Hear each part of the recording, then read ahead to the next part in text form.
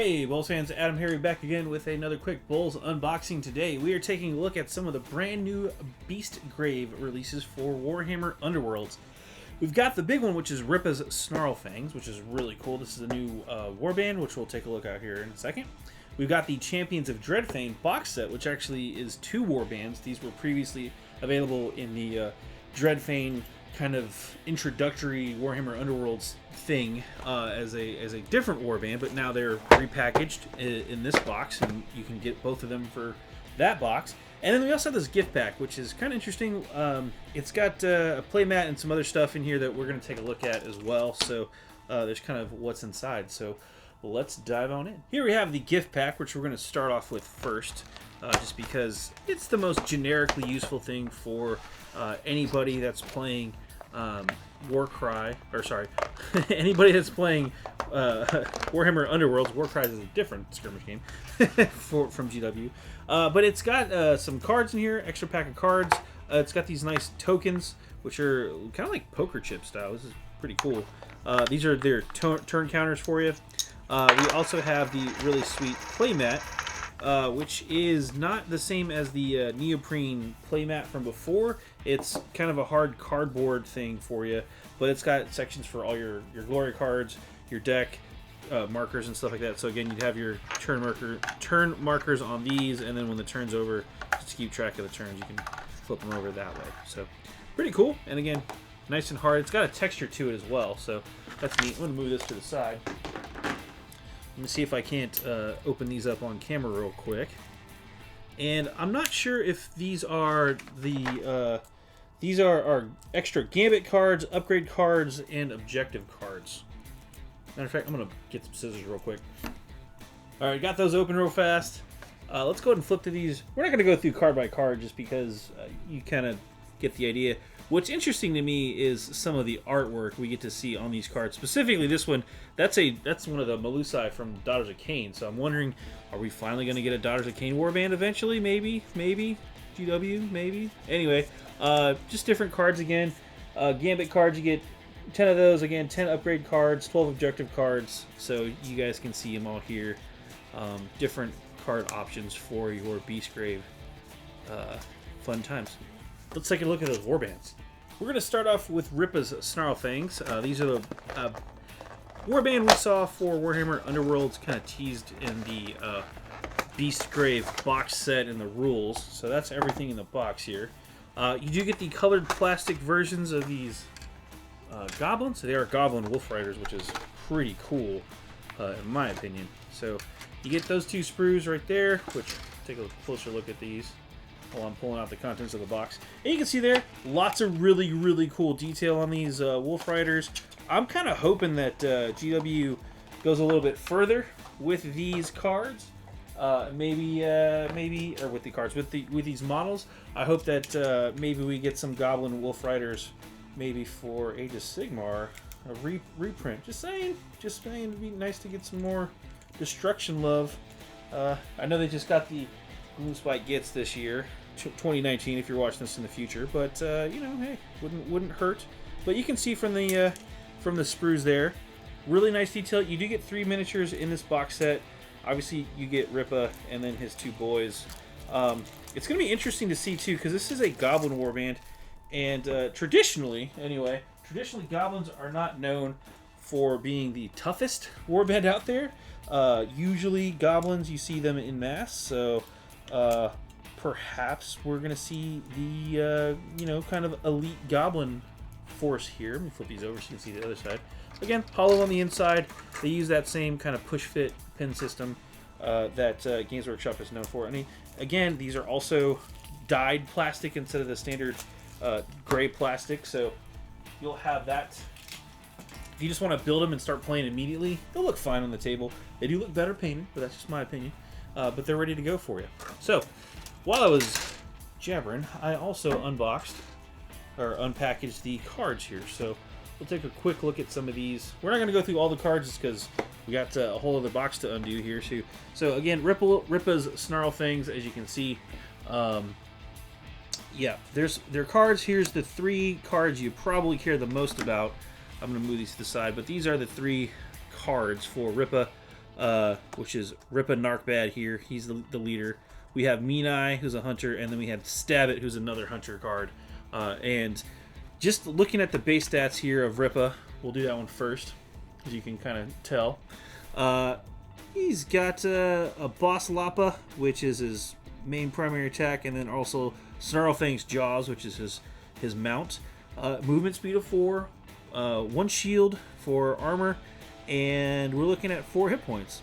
This fighter has 2 or more upgrades, so this warband is all about getting the cool stuff. Well, for Ripa anyway.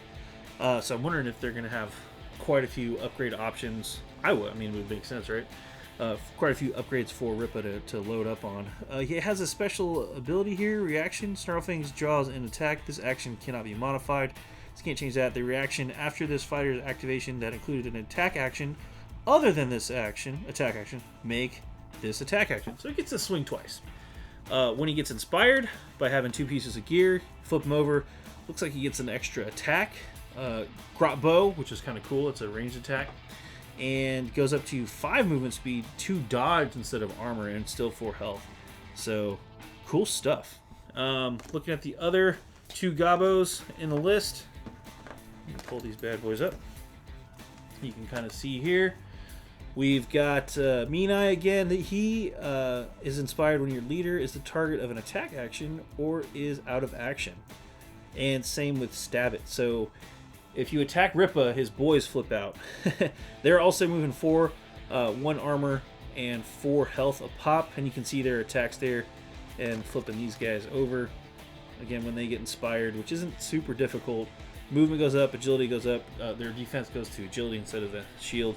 And they still have 4 hit points. So hit a little bit harder, move a little bit quicker. Looks like an interesting warband too. I mean, it's 12 hit points floating on these 3 goblins, and they have the mounts, which also get the special attack too. So 6 swings, 12 hit points. I mean, that's not nothing, that's for sure. Going through the rest of these cards again, you get your gambit cards, your upgrade cards, stuff like that, objective cards. And lots of upgrades again. And it also has the Ripa Snarlfang specific stuff in here, as well as some generic options, which we'll get to. Check those out. So, cool stuff. And then here's some of the other cards as well. If you want to see these cards online, I know I'm going through these really fast, but you can totally pull these up on Games Workshop's website for Warhammer Underworlds and check out all of these cards in way more detail than I'm going to go over in the time constraints that I have. Speaking of time constraints, let's check out Champions of Dreadfane next. Next up, we have the Champions of Dreadfane, and we're going to go through this one as well. Again, this is a dual kit for 2 warbands. You get both of these in here. You get the this is the, I forget the name of the warbands for the Stormcast, but this is the Invokers, I believe, and then this is the Iron Soul Condemners, and Lady Harrow's Mournflight, which are the 2 warbands here. So Stormcast and then Night Haunt, the Banshees for Night Haunt, which is pretty sweet. Let's go ahead and pop this box real quick. And get in here. Alright. Instructions, obviously, how to put them all together. It's pretty straightforward. These are also your typical snap fit type stuff. I'm going to slide this over this way. Here are the Iron Souls. Their sprue. Again, really nice looking models. Easy to put together with the little push fit pins. You don't really need glue. I still would recommend using glue, putting these together. I think it makes them just way more sturdy. They have the really cool scenic bases, which I appreciate about these models as well. I like them.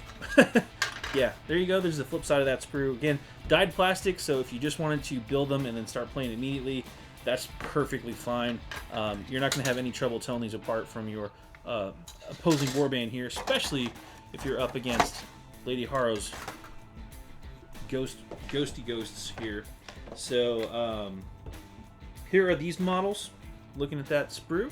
Again, they come in that kind of sickly green grave tone there.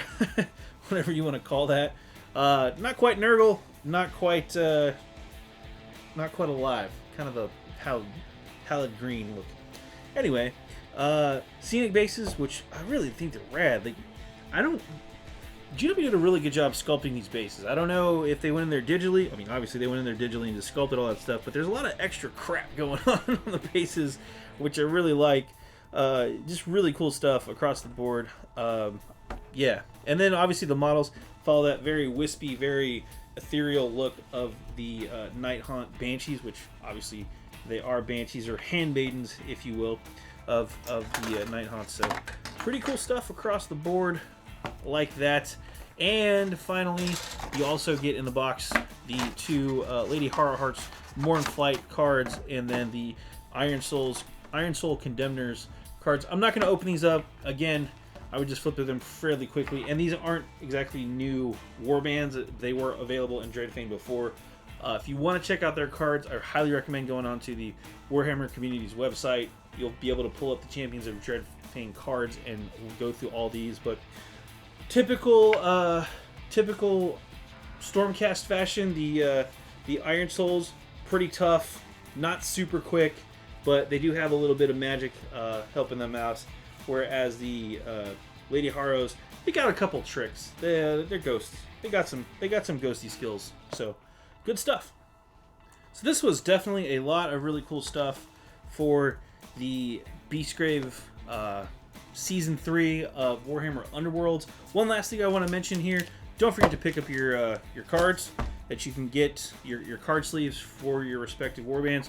These are for Lady Harrow's Mournflight, and then also the premium sleeves for the Iron Soul Condemners. There's also a pack for Rippa's Snarlfangs, which I have misplaced somewhere, but they're around here. Gonna go sleeve those up right now. Anyway, go enjoy your Warhammer Underworlds. I'm AdamHarry from BoLS. Thanks for watching.